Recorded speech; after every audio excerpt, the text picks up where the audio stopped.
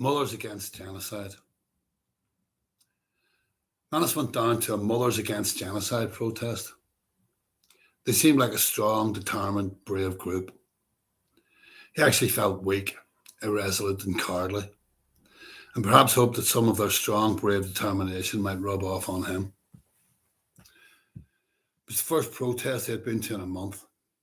He had felt too negative to go out and even try to achieve something positive. Manus was no political analyst, but how astute did you have to be to see that as Israel's second biggest trading partner, and yes, Ireland is Israel's second biggest trading partner, Ireland was not going to impose any meaningful sanctions. Criticisms of Israel by Irish politicians were meaningless hypocrisies. Regardless of what the Irish population wanted, Ireland's government were dependent on a few multinationals and totally incapable of making decisions that went against the policies of those corporations. The government's real job seemed to be maintaining the illusion that they were in charge of Ireland's internal and foreign policies. Manus figured they must have been good at that job anyway, as most people still seem to believe the lie. Worse than that, most of the population had been successfully trained up to be apathetic and passive, totally absorbed in consumerism and hatred of some vulnerable group. And that was the real problem. Corporations had spent trillions on producing a passive, apathetic population, a problem which must surely take generations to put right. And how many generations did the present world order have left? Manus didn't think it had many. Manus had stopped going out to protest because he did not want to spread his negativity, the futility he felt during protests. Mothers Against Genocide were protesting down at the Dáil, maintaining some sense of humanity, the sense of humanity that includes empathy, a human trait that has recently come under attack and may soon be relegated to the sidelines as no longer having a place in the present day's world order. Manus went down to stand with them. He stood on his own, hoping his negativity wouldn't leak out of him and spread to others. From the sea to the river, Palestine will live forever, the people chanted. As our darkest memory, thought Manus, but he kept his mouth shut. A Palestinian man spoke into a microphone, trying to get across the horror that his friends and relatives had been living through. It was too much for him and he broke down. Mothers Against Genocide came off the pavements and took possession of Molesworth Street. The guards threw a few barriers up and Mothers Against Genocide flowed around the barriers and onto Kildare Street. Along with his defeatism, Manus had also been infected with cowardness, or at least fear. And as he walked with Mothers Against Genocide, he bowed his head and expected violence. None came, though. Manus tried to walk inside the main body of marchers. He didn't want to be on the outside, where he might have to face either the police or any non-sympathetic bystanders. Not only had he become cowardly, he had also become fearful of his own reaction to any criticism of or hindrance shown towards the protest. He feared his frustration and rage would spurt out in violent words or even actions. Goaded by negativity and fear, the demon side of his personality seemed less securely caged and ever ready to spring out. Should some right-winger or defender of Zionism choose to hinder the protest, Manus feared they would witness the full force of his wrath. It wouldn't do any good. It was not a tactic he would commend, and it would probably end with him in prison.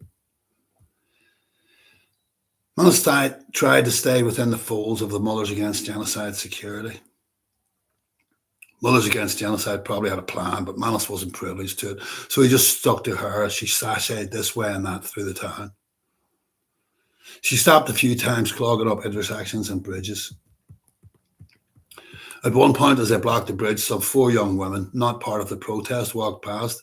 They seemed so totally engulfed in the consumer culture they angered him. One of them spoke disparagingly about the protesters. Unemployed wasters. You apathetic consumer culture asshole. Manus' reaction spurted out of him. The violence in his voice frightened him and the young girls who scurried on. God, he is a fool. What was he at? Hating these young girls. They didn't ask to be born into this culture of greed and ignorance. Manus's heart beats too fast. He hated himself for his uncontrolled reactions.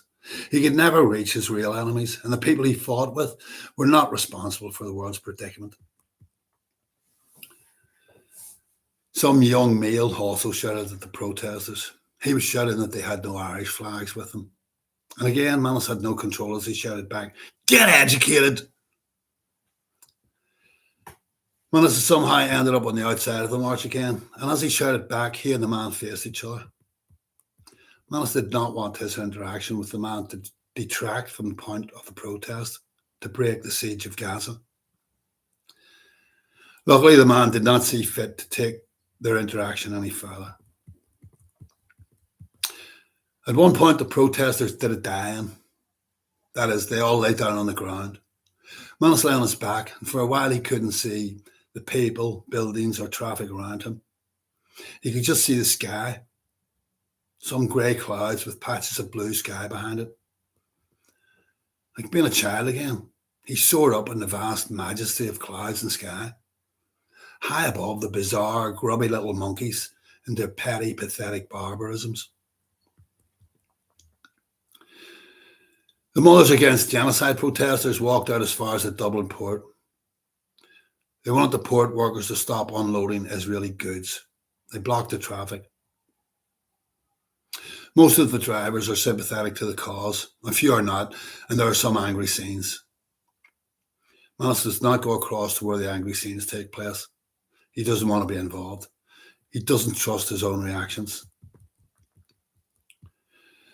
Mothers Against Genocide plays the soundscape of Gaza. Sirens, the sound of drones and planes, the sound of bombs falling. It makes Manus feel sick. He curls up on the ground. The sound is frightening, horrendous, and this is just a pageant, a little act played out to express their disapproval. But everyone knows that for thousands of Palestinians, there's no end to the act. They have no home to go to tonight, no food to eat. Tears of sadness and fear and anger come to his eyes as he lies in a fetal position on the road outside Dublin's port. The protest is over. The protesters go back to their homes.